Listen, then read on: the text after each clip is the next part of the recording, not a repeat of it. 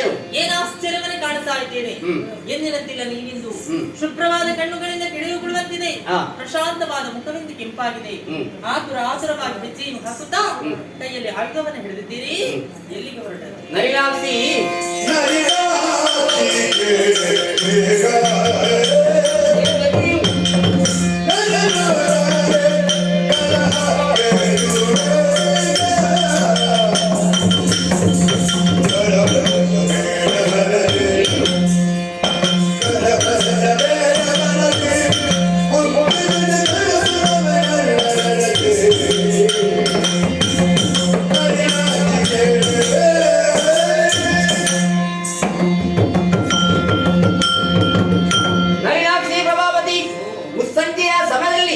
ಗಂಟನಾದವ ಎಷ್ಟೊತ್ತಿಗೆ ಮನೆಗೆ ಬರ್ತಾನೆ. ಹೆಂಡತಿ ಆದವರು ಕಾತುರದಿಂದ ಕಾಯ್ತಾ ಇರ್ತಾರೆ.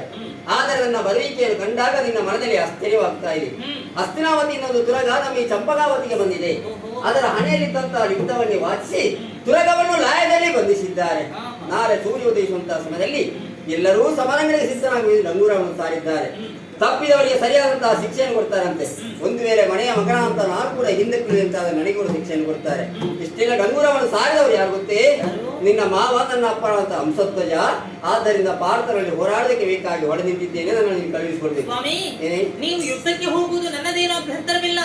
ಆದರೆ ಇಂದಿನ ದಿನ ಹೋಗಬಾರದು. ಏನು ಕಾರಣ? ಇಂದಿನ ರಾತ್ರಿ ಅಂತಃಪುರದಲ್ಲಿದ್ದು ನನ್ನ ಮನದ ಆಸೆ ತೀರಿಸಿ ನಾಳೆ